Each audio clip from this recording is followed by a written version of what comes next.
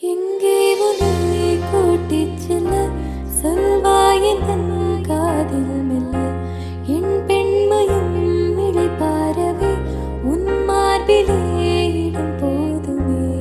ஏனென்று இடைவெளி குறைகிறதே மெதுவாக இதயங்கள் இணைகிறதே உன் கைவிரல் என் கைவிரல் கேட்கின்றதே